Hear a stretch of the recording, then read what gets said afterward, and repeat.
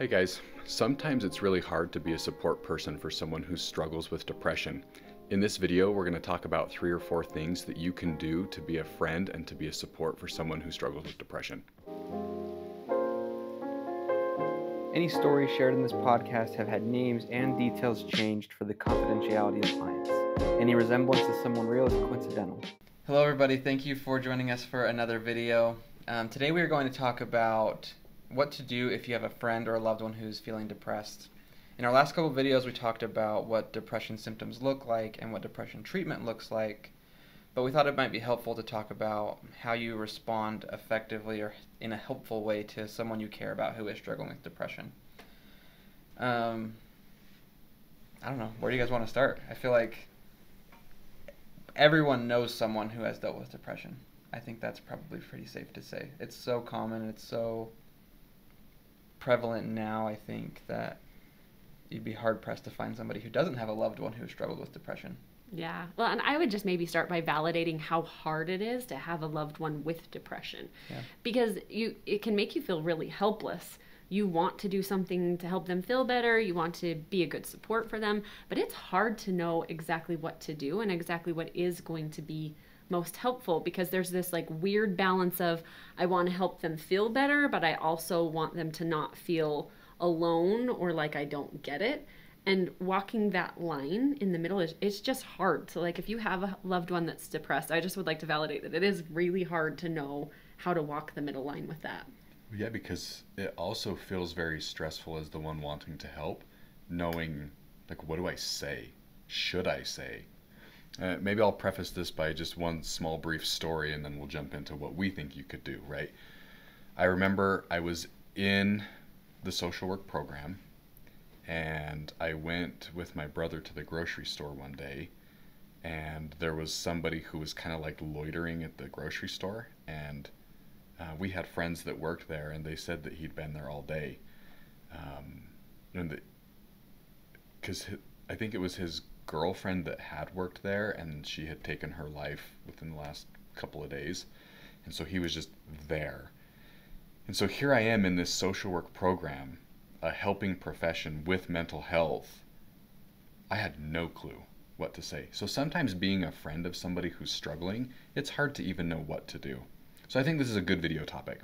So if you have a friend who's struggling with depression, whether they've told you that or whether you just suspect that, what are a couple good rules of thumb to do as the I want to be a helpful friend? So I would maybe say, back to what I was saying a minute ago, is just like it needs to be that you walk this middle line with them. So yes, they're feeling depressed. Yes, they need some validation from you. So it shouldn't be that you just ignore that they're feeling depressed. There should be some acknowledgement and validation. Yeah, that they're feeling down, that you can see that they're feeling down and that you care about them. Their feelings are valid. But we need to also not just sit there. There also needs to be okay, you're feeling terrible, and so now why don't we get up and go do something? Yeah, you might still feel terrible while we watch this funny show together. Yeah, you still might not feel good while we hang out, but let's just do it anyway. Why don't we just try it anyway? Maybe we can have a little bit of fun even though you're feeling depressed.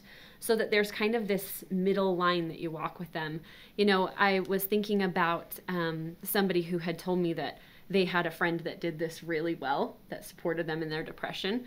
They were feeling really depressed and their friend would come over and really sit and validate, like, oh yeah, this is so bad for you and this is really so hard. But then their friend would tell them, okay, well, so let's take a breath and let's just go watch this show together for a little bit. And it was actually really helpful for them, because then it wasn't all just about sitting in the depression.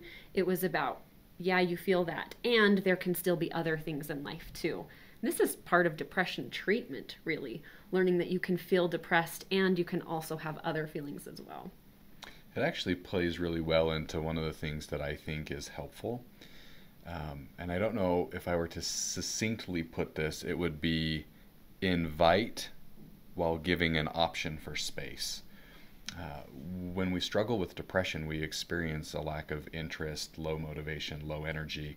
And then when we actually push through those things, then we find that those things are not really that fun, right? That's the sadness of depression. And so one of the things that I try to encourage people to do is I want you to actively invite your friend with depression to do things, but with the caveat that it's not an extremely forceful invitation, so that they don't feel obligated to say yes. And if they don't, then give them a little bit of space, that it's okay if they feel like they can't come. And then a day later, invite them to do something different, whether it's watch a show, whether it's go to dinner, whether it's whatever. So I think one of the best things you can do as a support role, not solve the depression, but it's invite them to do things so that they know that they're loved, while also giving them space and not feeling frustrated if they can't meet the expectation of what you were hoping to do. So invite and give space kind of simultaneously. Yeah, I like that. Just along the lines of inviting and giving space and doing things with them, right, that are still fun things even if they maybe aren't all the way on board.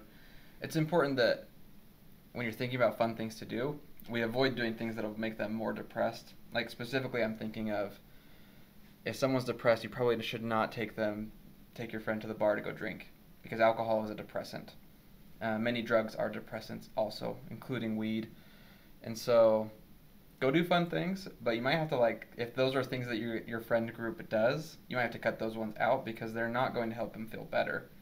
It might be fun to be social and be with friends, but alcohol and drugs are depressants for the most part, or at least like recreational drugs people use are mostly depressants. Right. Well, and that might be a little tricky because somebody might listen to this and be like, whatever, we have a good time when we're out drinking. Yeah. And the reality is maybe it will feel good for a little bit, but later it's going to make the problem worse. And as a friend, you don't want to be somebody who's contributing to making the problem worse in any way. And so I think that that's good advice.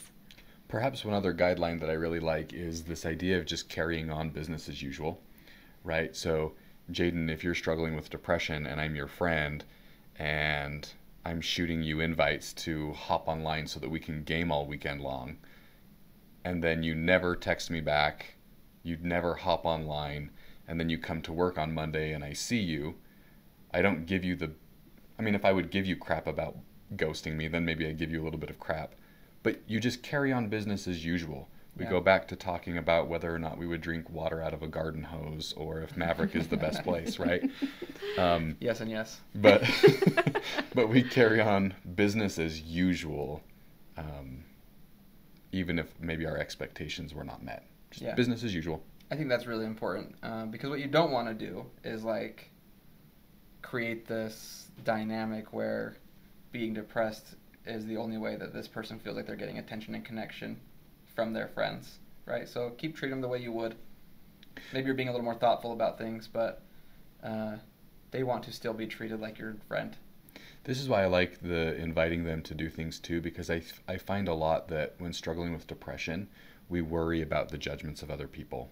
And so if I feel like I've let you down, carry on business as usual, because otherwise that person may be feeling like you're judging them, which that business as usual, I think will help combat that a little bit.